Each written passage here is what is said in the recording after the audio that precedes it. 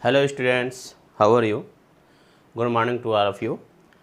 बच्चों, आज का जो टॉपिक है, हम जो स्टडी करने वाले हैं, आज हम लोग पढ़ेंगे electric field due to uniformly charge ring. इसके पहले हम लोगों ने पहले की वीडियो में हम लोगों ने जो स्टडी किया था, हमने किया था torque on electric dipole in uniform electric field. यानी अगर किसी भी टार्क को आप यूनिफॉर्म इलेक्ट्रिक फील्ड में रखते तो उस पर क्या होता था, एक टार्क अप्लाई हो जाता था। और उस टार्क को हमने फाइंड किया था कि किसी भी इलेक्ट्रिक डाइपोल पे अगर इलेक्ट्रिक फील्ड में रखा है तो उस पर टार्क हम कैसे फाइंड करते हैं, उसका क्या कॉन्सेप्ट था। बच्चों, जो आज का टॉपिक हम लेकर आए हैं आपके लिए, वो बहुत ही इम्पोर्टेंट टॉपिक है।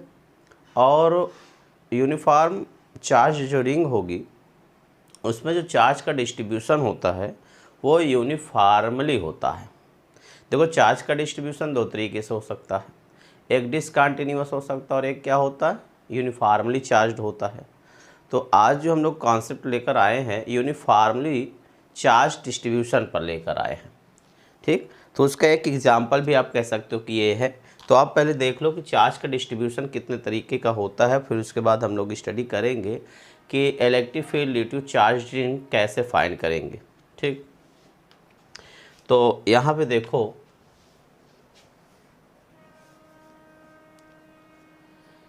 चार्ज डिस्ट्रीब्यूशन, बेटा क्या पढ़ना है, चार्ज डिस्ट्रीब्यूशन।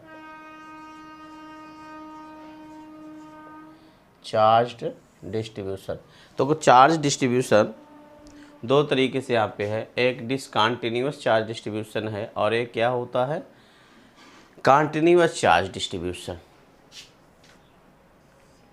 देखिए यहाँ पे डिसकंटिन्यूअस चार्ज डिस्ट्रीब्यूशन और एक फर्स्ट हो गया डिसकंटिन्यूअस चार्ज डिस्ट्रीब्यूशन और दूसरा हम लोग क्या लिखेंगे, यूनिफॉर्म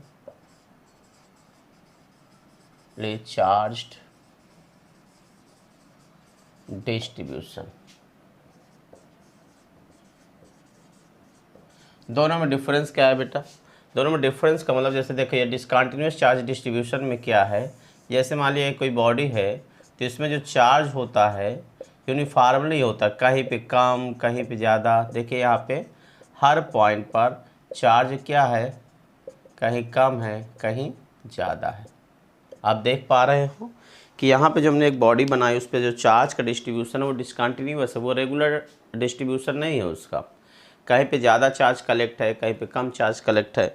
लेकिन अगर यूनिफॉर्मली चार्ज अगर होता है, जैसे मान लिया क्या है, लेंथ है, ठीक, कोई मान लिया जाए कोई मेटल रॉड है, तो इस पर देखिए चार्ज का डिस्ट्रीब्यूशन क्या होता है, वो क्या है, सेम है।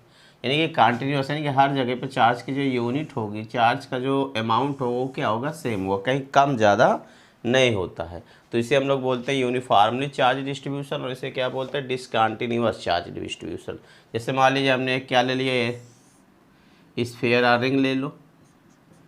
तो हमने एक रिंग ले लिया, तो इस पर देखो चार्ज कैसे डिस्ट्रीब्यूट है, चार्ज कंटिन्यूअस डिस्ट्रीब्यूशन है, कहीं पे कम और कहीं पे ज़्यादा चार्ज का संख्या नहीं है। हर जगह पे क्या होगा, चार्ज का संख्या जो होगी, अमाउंट जो चार्ज होगा वो क्या होगा, सेम होगा।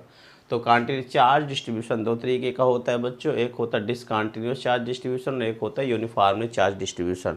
डिसकंटिन्यूअस चार्ज डिस्ट्रीब्यूशन में चार्ज की जो अमाउंट होता है हर पॉइंट पे अलग अलग होता है, बट इसमें यूनिफॉर्मली चार्ज डिस्ट्रीब्यूशन में क्या होता है, चार्ज पर यूनिट लेंथ या चार्ज पर यूनिट एरिया या चार्ज पर यूनिट वॉल्यूम क्या होगा, सेम होगा, वो अलग अलग नहीं हो सकता।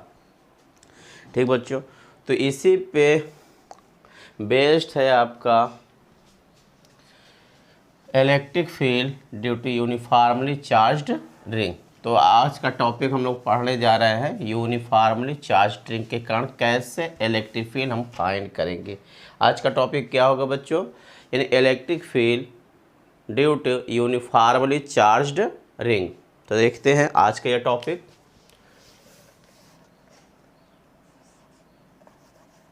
यूनिफॉर्मली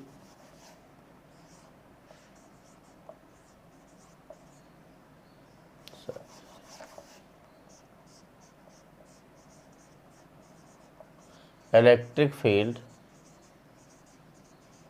ड्यू टू यूनिफॉर्मली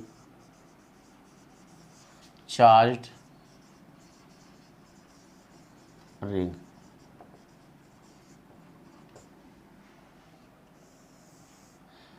आज का टॉपिक हमने ले लिया है कि यूनिफॉर्मली चार्ज रिंग के कारण कैसे इलेक्ट्रिक फील्ड फाइंड करेंगे। तो रिंग तो समझते ही हो सब लोग। रिंग का मतलब क्या होता है, जैसे साइकिल का पहिया है वो क्या है, रिंग है, उसकी रिंग क्या है, रिंग है। इसी तरीके की कोई बॉडी आपके पास है और वो कैसी है, चार्ज्ड है। चार्ज्ड का मतलब क्या हुआ, आप समझ रहे हो ना, कि उस पर अब क्या हो गया, चार्ज आ गया है। ठीक, तो जैसे मान लिया जाए सपोज दैट ये क्या है, एक रिंग है जिसकी रेडियस हम लोग एज्यूम कर लेते हैं ए है। जिसकी रेडियस क्या है, एज्यूम कर लिया ए है, और ये यूनिफॉर्मली चार्ज्ड है। यूनिफॉर्मली चार्ज मतलब इस पर जो चार्ज होगा पर यूनिट लेंथ वो क्या होगा, सेम होगा। बच्चों इसको पढ़ने से पहले मैं आपको थोड़ा सा और एक टॉपिक बता देता हूँ, फिर इसके बाद स्टार्ट करता हूँ electric field due to uniformly charged ring. पहले हम लोग चार्ज डिस्ट्रीब्यूशन की बात कर रहे थे, तो वहाँ पे चार्ज डिस्ट्रीब्यूशन दो तरीके का था। एक क्या था, डिसकंटिन्यूअस चार्ज डिस्ट्रीब्यूशन, एक होता है यूनिफॉर्मली चार्ज डिस्ट्रीब्यूशन। तो देखिए चार्ज यूनिफॉर्मली चार्ज डिस्ट्रीब्यूशन तीन तरीके से हो सकता है। पहला linear charge distribution, linear charge distribution, इसको हम लोग डिनोट करते हैं लैम्डा से। और इसकी डिफिनेशन क्या होती, charge present per unit length. जैसे आपने सपोज दैट कर लिया क्या है, कोई रॉड है, ठीक, अगर किसी बॉडी को आप चार्ज कर रहे हो और चार्ज का डिस्ट्रीब्यूशन अगर लेंथ में हो रहा है, क्या हो रहा है, लेंथ में हो रहा है, तो इसे हम लोग क्या बोलते हैं, चार्ज लीनियर चार्ज डिस्ट्रीब्यूशन। बच्चों क्या बोलते हैं इसको, लीनियर चार्ज डिस्ट्रीब्यूशन। अगर किसी बॉडी को हम चार्ज कर रहे हैं और चार्ज का उसमें डिस्ट्रीब्यूशन यानी चार्ज का उसमें फैलाव कैसे हो रहा है, लेंथ में हो रहा है, तो उसे हम लोग बोलते हैं लीनियर चार्ज डिस्ट्रीब्यूशन। और इसकी डिफिनेशन होती है charge present per unit length, यानी कि इसकी यूनिट लेंथ पर कितना चार्ज प्रेजेंट है। जैसे मान लिया जाए इस रॉड का लेंथ कितना है, एल है, और इस पर टोटल चार्ज कितना है, क्यू है। तो बताओ पर यूनिट लेंथ पे यानी यूनिट लेंथ पर कितना चार्ज होगा।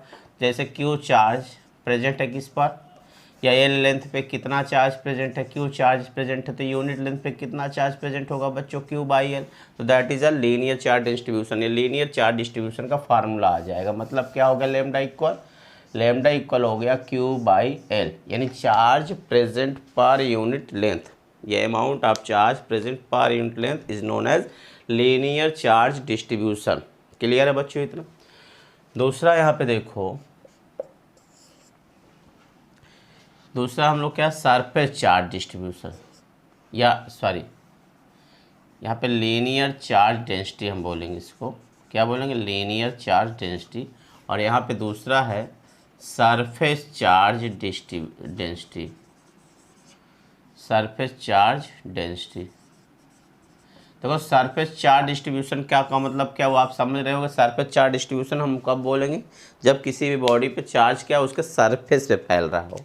सरफेस का मतलब क्या है, लेंथ में और ब्रेथ में फैल रहा हो। जैसे मान लीजिए एग्जांपल के तौर पे एक हमने स्फीयर ले लिया बच्चों, क्या ले लिया, एक स्फीयर ले लिया, और स्फीयर में क्या, अगर कंडक्टर स्फीयर है तो अगर इसको आप चार्ज देते हो तो चार्ज कैसा फैलेगा, इसमें चार्ज इसके सरफेस पे फैलेगा पूरा। क्या होगा, ये स्फीयर है बच्चों, ये रिंग नहीं है। स्फीयर मीन्स जैसे फुटबॉल आपका हो गया, क्या हो गया, फुटबॉल हो गया, वॉलीबॉल हो गया, गेंद हो गई, ये क्या है, स्फीयर है, ये 3 डायमेंशनल होते हैं। ठीक, तो अगर अब इसको चार्ज दे दोगे तो इसका चार्ज कहाँ फैलेगा, इसके सरफेस पे फैलेगा। सरफेस पे फैलेगा तो हम लोग बोलेंगे कि चार्ज का डिस्ट्रीब्यूशन कैसा है, सरफेस पर है। तो क्या हो गया, सरफेस चार्ज डिस्ट्रीब्यूशन हो गया। लेकिन सरफेस चार्ज डेंसिटी क्या होती है, charge present per unit area. जैसे मान लिया जाए इस स्फीयर का एरिया कितना है बच्चों, इस स्फीयर का एरिया हो गया कैपिटल ए। ठीक, इस स्फीयर का कितना हो गया एरिया, कैपिटल ए, और कैपिटल ए पर आपने कितना चार्ज किया, क्यू। तो मान लिया ए एरिया पे कितना चार्ज हुआ बच्चों, क्यू। तो बताओ पर यूनिट एरिया पे कितना चार्ज हुआ, क्यू बाई ए। तो that is a surface charge density, it is denoted by sigma. It is very important topic. Surface charge density sigma equal क्या हो गया, क्यू बाई ए। फार्मूला क्या हो जाएगा बच्चों, सिग्मा इक्वल क्यू बाई ए। इससे सब लर्न करना है आपको।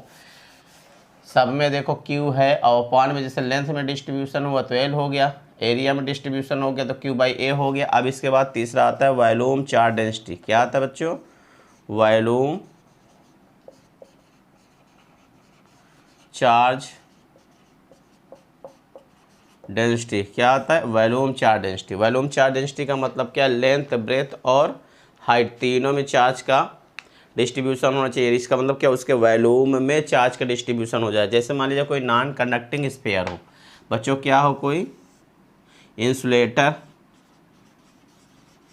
हो और ये भी क्या है, स्फीयर। अगर कोई स्फीयर है और वो क्या है, इंसुलेटर है, तो उसमें जो चार्ज का डिस्ट्रीब्यूशन होता है वो क्या होगा, उसके वॉल्यूम में होता है। कहाँ पे होगा, उसके पूरे वॉल्यूम में चार्ज का डिस्ट्रीब्यूशन होता है। ठीक, और इसका वॉल्यूम मान लीजिए जाए क्या हो, इसका वॉल्यूम अगर कैपिटल वी हो और इस पर टोटल चार्ज इनसाइड कितना हो, क्यू हो, तो बताओ चार्ज पर यूनिट वॉल्यूम कितना हो जाएगा। देखो डेफिनेशन को समझने का प्रयास करना। हमने वॉल्यूम चार्ज डेंसिटी क्या बोला, वॉल्यूम चार्ज डेंसिटी हमने बोला है कि charge present per unit volume, charge present per unit volume. तो यहाँ पे वी वॉल्यूम पे कितना चार्ज प्रेजेंट है, क्यू, तो बताओ यूनिट वॉल्यूम पे कितना चार्ज प्रेजेंट हो जाएगा, क्यू बाई वी। तो क्यू बाई वी क्या होगा, वॉल्यूम चार्ज डेंसिटी, और it is denoted by rho, it is denoted by rho. तो रो इक्वल फार्मूला क्या होगा, रो इक्वल हो गया Q by V. Rho equal क्या हो गया, क्यू बाई वी। तो यहाँ पे देख लो लीनियर चार्ज डेंसिटी क्या है, लेमडा से डिनोट करते हैं और इसका फार्मूला क्या है, क्यू बाई एल, और इसका यूनिट क्या हो जाएगा, क्यू कूलाम पर मीटर। यहाँ पे देख लो सरफेस चार्ज डेंसिटी क्या है, इसको डिनोट करते हैं सिग्मा से। सिग्मा इक्वल क्या होगा, क्यू बाई ए, और इसका यूनिट हो गया कूलाम पर मीटर स्क्वायर। यहाँ पे देख लो वॉल्यूम चार्ज डेंसिटी क्या है, इसे रो से डिनोट करते हैं और इसका फार्मूला क्या आ गया, कूलाम पर वॉल्यूम। बच्चों यहाँ पे एक चीज़ ध्यान दीजिएगा, यहाँ पे linear charge density, surface charge density और वॉल्यूम चार्ज डेंसिटी तीनों ही क्या होती है, स्केलर क्वांटिटी होती है, ये वेक्टर क्वांटिटी नहीं होती है। ठीक, तो यहाँ से आपने समझ लिया होगा कि चार्ज डिस्ट्रीब्यूशन कितने तरीके से होता है। तो चार्ज डिस्ट्रीब्यूशन 3 तरीके से होता है, uniform charge distribution, linear charge density, surface charge density और वॉल्यूम चार्ज डेंसिटी। तो अब आगे का टॉपिक हम लोग स्टार्ट करते हैं, electric field due to uniformly charge ring. अब कैसे इससे फाइंड करेंगे, तो अब आपको समझ में आ गया होगा कि कंटिन्यूअस चार्ज डिस्ट्रीब्यूशन का मतलब क्या है। चलिए यहाँ पे बच्चों क्या है, यूनिफॉर्मली चार्ज रिंग है, एज्यूम कर लेते हैं। देखो ये क्या है, ये कोई रिंग है जिसकी रेडियस क्या है, ए, जिसकी रेडियस क्या है, ए। ठीक, और ये यूनिफॉर्मली चार्ज है, यानी इस पर जो चार्ज का डिस्ट्रीब्यूशन है वो कैसा है, लीनियर है। ये रिंग है बेटा, ये स्फीयर नहीं है। अगर स्फीयर होता तो जो चार्ज का डिस्ट्रीब्यूशन होता वो कैसा होता, सरफेस पर होता, तो उस पर हम सरफेस चार्ज डेंसिटी कहते। और यहाँ पे चार्ज का डिस्ट्रीब्यूशन कहता है बस लीनियर चार्ज डिस्ट्रीब्यूशन। इसके क्या है, सरकमफ्रेंस पे चार्ज फैला हुआ है, पृष्ठ तो इसमें होगा नहीं ना, रिंग है तो इस पर क्या होगा, सरफेस नहीं, क्या होगा, सरकमफ्रेंस होगा। सरकमफ्रेंस में से उसकी लेंथ। ठीक, तो ये क्या हो गया, ये रिंग है। अब इस रिंग के कारण हमें इलेक्ट्रिक फील्ड फाइंड करना है। तो इस रिंग के कारण हमें इलेक्ट्रिक फील्ड 3 कंडीशन में फाइंड करनी होती है। एक तो ऑन द एक्सेस इसके फाइंड करनी होती है। ठीक, एक्सेस पर कितना होगा, सेंटर पर इलेक्ट्रिक फील्ड कितना होगा, और अगर हम इस रिंग से बहुत दूर चले जाएं तब इसका इलेक्ट्रिक फील्ड कितना होगा। तो पहले हम निकालने जा रहे हैं ऑन द एक्सेस। हम क्या निकालेंगे, ऑन द एक्सेस। ये इंपॉर्टेंट टॉपिक है, एग्जाम में यही पूछता है ज़्यादा।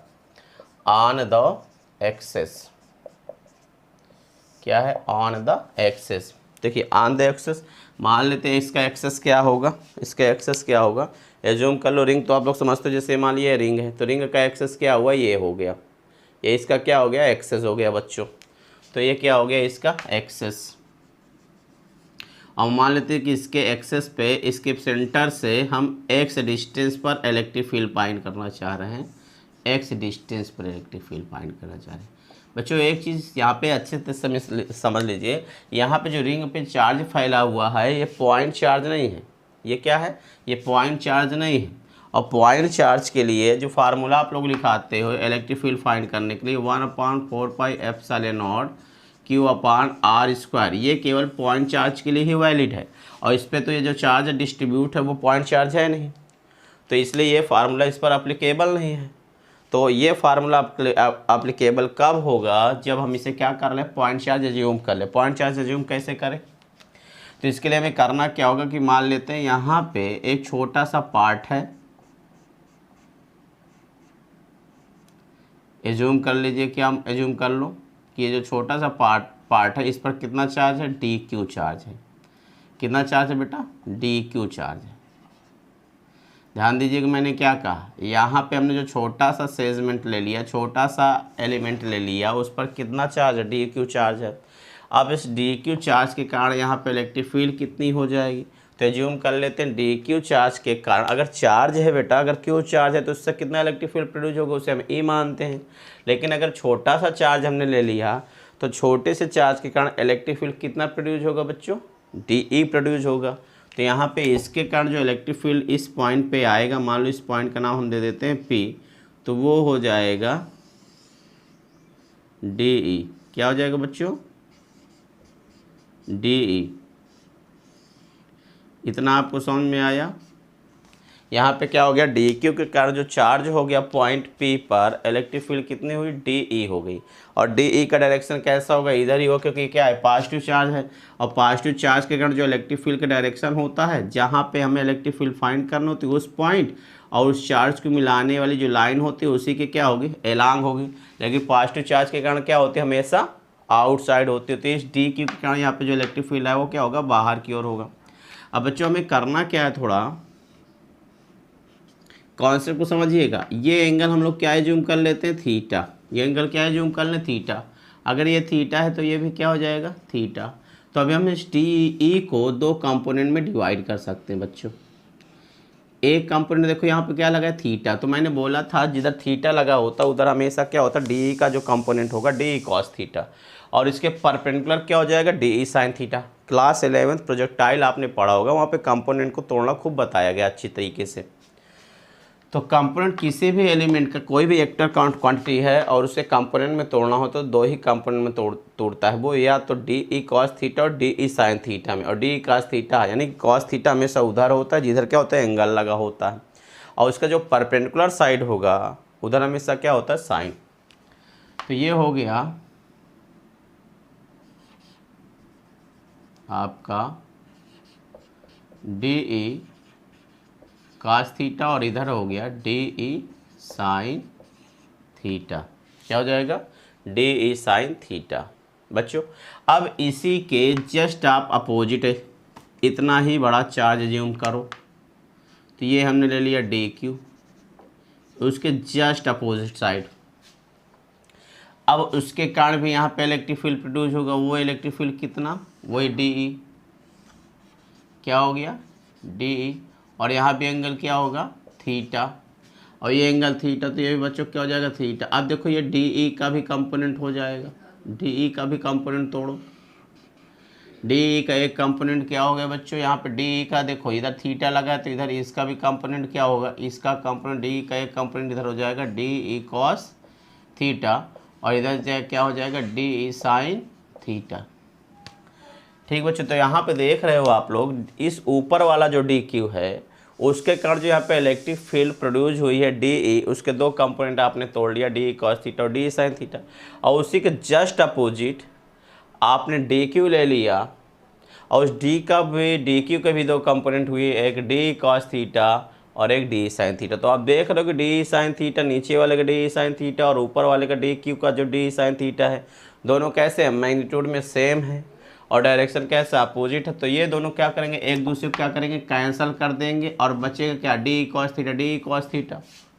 तो हम DE cos थीटा को ऐड कर ले तो वहाँ पे क्या होगा, इन दोनों चार्जेस के कारण यहाँ पे इलेक्ट्रिक फील्ड आ जाएगा। इसी प्रकार अब हम इस पर और अगर DQ ले लें, ठीक, तो अगर हम अगला DQ यहाँ पे लेते हैं तो उसके जस्ट अपोजिट में यहाँ DQ लेना होगा, और उसका भी DQ का कंपोनेंट बनाएंगे तो इस DQ के भी कंपोनेंट DE sin थीटा वाले सब कैंसिल हो जाएंगे, और DE cos थीटा इसी डायरेक्शन में बचेंगे। सभी का DE cos थीटा इसी डायरेक्शन में आएगा, और सभी का डी इस जो साइन थीटा होंगे एक दूसरे का क्या होंगे, अपोजिट आएंगे और वो एक दूसरे को क्या करेंगे, कैंसिल कर देंगे। जो कैंसिल कर देंगे तो सभी का क्या होगा, डी कॉस थीटा बचेगा। और सभी डी कॉस थीटा को अगर हम ऐड कर लें इंटीग्रेशन मेथड से, तो इस जो रिंग है आप देख रहे हो, चार्ज जो रिंग है उसके कारण पॉइंट पी पर इलेक्ट्रिक फील्ड आ जाएगी बच्चों। तो यहाँ पे देख लो, सबसे पहले निकालो डी की वैल्यू क्या आएगी, electric field due to small segment D Q. तो डी इक्वल हो जाएगा 1/4πε0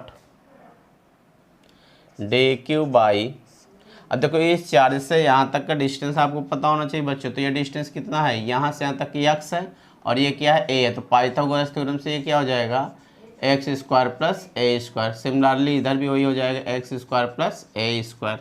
तो d की वैल्यू क्या आ जाएगा, डी की वैल्यू क्या है, 1/4πε डी क्यू बाई इन स्क्वायर रूट x² + a² की पावर क्या हो जाएगा 2।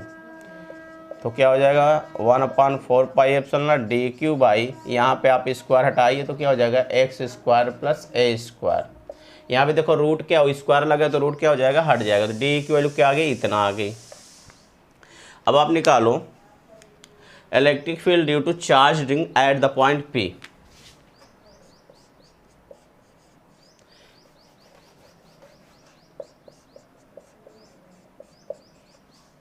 Electric field due to charge ring at point P। क्या हो जाएगा, E इक्वल क्या करेंगे आप, डी ई कॉस थीटा, सभी डी ई कॉस थीटा क्या कर लोगे, ऐड कर लोगे बच्चों। ये बात अच्छे तरीके से समझ में आ जानी चाहिए, सभी डी ई कॉस थीटा को आपको ऐड करना है, क्योंकि सभी जो आप लोग डी क्यू जो आपने लिया उसका भी component D sine theta D cos theta बना, उससे जस्ट अपोजिट आपने ले डी क्यू तो उसका भी component D sine theta D cos theta बना। तो देख रहे हो डी साइन थीटा यहाँ तो कैंसिल हो गया। अब अगर हम इसके बगल वाला डी क्यू ले लें तो उसका भी D cos theta D sine theta बनेगा, और इसके जस्ट अपोजिट इधर जो लेंगे उसका भी D cos theta D sine theta बनेगा। तो उसके भी डी साइन थीटा क्या हो जाएगा, कैंसिल हो जाएंगे और एक दूसरे को क्या करेंगे, वो कैंसिल कर देंगे। तो उसका भी डी कॉस थीटा बचेगा, सभी डी क्यू कंपोनेंट के, ठीक है, सभी डी क्यू जो चार्ज होगा उसका डी कॉस थीटा बचेगा, इसलिए हमने डी कॉस थीटा को ऐड कर लेंगे। तो टोटल रिंग के कारण पॉइंट पी पर इलेक्ट्रिक फील्ड आ जाएगा। ठीक, तो ये क्या हो गया, डी कॉस थीटा। बच्चों यहाँ पे देखो, यहाँ पे आप डी की वैल्यू क्या देख रहे हैं, 1/4πε0 D Q by x² + a²। Cos theta की अगर वैल्यू आप निकालो, क्या निकालो, कास थीटा की वैल्यू निकालो, तो इस थीटा को ले लो PO, यानी इस ट्रायंगल को ले लो। तो कास थीटा इक्वल क्या होता है, बेस अपान क्या होगा बेटा, कास थीटा की वैल्यू निकालो, क्या होता है, बेस अपान क्या होगा, बेस अपान हाइपोटेनियस। तो बेस अपान हाइपोटेनियस, तो देखो बेस क्या है बेटा, x है, हाइपोटेनियस क्या है, इन स्क्वायर रूट x² + a²। तो यहाँ पे कॉस थीटा की जो वैल्यू आई है वो x/x² + a²। अब यहाँ पे देखो क्या कॉमन निकाल सकते हो आप, यहाँ पे कॉमन आपका हो जाएगा x/4πε0। ठीक, या आप इसको ऐसा लिखो 1/4πε0 x into integration D Q by, इसका और इसका इंटू कर लो तो आ जाएगा x² + a² to the power 3/2। देखो बच्चों, मैंने इसको कई बार आपको सोल्यूशन बताया कि जैसे मान लो x² + a² की पावर क्या है 1 है, और इसी के साथ आपको इंटू करना है x² + a² रूट में है ये। अब रूट का मतलब क्या होता है बच्चों, ये बताओ, रूट का मतलब होता है पावर 1/2। अब पावर यहाँ पे 1/2, इसकी पावर क्या है 1, और इसको दोनों को मल्टीपल करोगे, मल्टीपल करने पर पावर क्या होती है, ऐड हो जाती है, यानी 1 + 1/2, और यहाँ 2 1 जा 2 और 3, तो हो जाएगा x² + a², 2 1 जा 2 और 1 मिला क्या आ गया 3/2। तो क्या आ गया, x² + a² 3/2। बच्चों यहाँ पे देखो, इंटीग्रेशन से हम डी की को जोड़ रहे हैं। ठीक, इंटीग्रेशन से हम लोग क्या करें, डी क्यू को जोड़ना। ये जो रिंग है उसको हमने छोटे छोटे पार्ट में डिवाइड कर दिया। एक छोटे पार्ट का जो चार्ज था डी क्यू था, तो सभी अगर रिंग को जोड़ दिया जाए, यानी सभी डी क्यू को जोड़ दिया जाए, तो टोटल चार्ज ऑन रिंग आ जाए कि नहीं। जो टोटल रिंग पे चार्ज था वो आ जाए कि नहीं आ जाएगा। टोटल रिंग पर चार्ज हमने एज्यूम क्या किया है, क्यू। क्या किया है, क्यू। तो टोटल जो रिंग पे चार्ज है वो कितना है, क्यू। तो इसमें इंटीग्रेशन डी क्यू इक्वल हम लिख सकते हैं, इंटीग्रेशन डी क्यू इक्वल लिख सकते हैं क्यू। तो ये इंटीग्रेशन डी क्यू का मतलब है total charge on ring. Ring पर टोटल चार्ज कितना है, तो 1/4πε0 x इंटू क्यू, यानी इसकी जगह आपने क्यू रख दिया। क्यू एक्स बाई क्या हो गया, x² प्लस a² पावर 3/2। तो ये आ गया क्या आपका, ऑन द एक्सेस, यानी electric field on the axis due to charge ring कितना आ गया बच्चों, D E equal 1/4πε0 Q X upon x² plus a² 3/2। ये था आपका electric field due to uniformly charged ring. इसको हमने फाइंड कर लिया कि ये फार्मूला हो गया ऑन द एक्सेस, यानी एक्सेस पर कितना होगा, इतना। अब देखो दूसरा इसी में हम लोग स्टडी करेंगे, एट द सेंटर। दूसरा हम लोग पढ़ने जा रहे हैं एट द सेंटर। अगर आपसे कोई पूछे सेंटर पर इलेक्ट्रिक फील्ड कितना होगा, रिंग के सेंटर पे, तो एट द सेंटर, तो सेंटर पे कितना हो जाएगा, जब सेंटर पे आप आ जाओगे, यानी पॉइंट पी आपका कहाँ आ गया, सेंटर पे आ गया, तो एक्स इक्वल क्या हो जाएगा, एक्स इक्वल हो गया आपका 0। अगर एक्स इक्वल 0 आ गया तो इसमें देखो क्यू इंटू एक्स है और एक्स की जगह 0 रखोगे तो टोटल क्या हो जाएगा 0। तो एट द सेंटर क्या हुआ, सेंटर पे जो इलेक्ट्रिक फील्ड हुई क्या हो गई बच्चों, 0। तो रिंग के सेंटर पर इलेक्ट्रिक फील्ड क्या होगी, 0। यहाँ पे किसी भी प्रकार का कोई इलेक्ट्रिक फील्ड नहीं होगा सेंटर पे। और लार्ज भी देखो, at very large distance, very large distance. Very large distance का क्या मतलब है, वेरी लार्ज डिस्टेंस का मतलब ये है कि x is much much greater than a, यानी x का इतना ज़्यादा डिस्टेंस हो जाए उसके रेस्पेक्ट में a क्या हो जाए, 0। तो a को क्या कर दो, नेग्लिजिबल कर दो, x को, a को छोड़ दो, तो क्या हो जाएगा, e इक्वल 1/4πε0 बच्चों q इंटू एक्स, और बाई यहाँ पे देखो x² प्लस a² और a को क्या करना, हमें कैंसिल करना है, यानी छोड़ना है, नेग्लिजिबल करना है। तो बचा क्या, x² और इसकी पावर क्या, 3/2। तो यहाँ पे हो गया x² इंटू 3/2 और 2 से 2 क्या हो गया, कैंसिल हो गया बच्चों। तो यहाँ पे हो गया 1/4πε0 क्यू एक्स बाई, यहाँ पे x³ आ गया बच्चों। तो एक x से एक से कैंसिल हो जाएगा, क्या होगा 1/4πε0 क्यू अपान x³। सॉरी, यहाँ पे क्या हो जाएगा, एक x से एक x कैंसिल, तो x² आ गया। तो ये पे क्या, ये फार्मूला आपको देखा हुआ कहीं पे, आपने देखा है कि electric field due to a point charge कितना होता है, 1/4πε0 क्यू अपान r² होता है, और यहाँ पे क्या है, x है तो वही फार्मूला बच्चों। तो यहाँ पे क्या है, आपने देखा कि इन दिस केस, यानी कि in this case electric field due to charge ring like as electric field due to a point charge, यानी जो आपका चार्ज रिंग होगा वो किस तरह की से काम करता है, पॉइंट चार्ज की तरह काम करता है। तो ये था आपका फार्मूला। अब इस पर बेस्ड नेक्स्ट वीडियो में हम इस पर बेस्ड कुछ न्यूमेरिकल्स पढ़ेंगे और टॉपिक को आगे बढ़ाएंगे, और आगे हम लोग पढ़ने वाले हैं गॉस थ्योरम।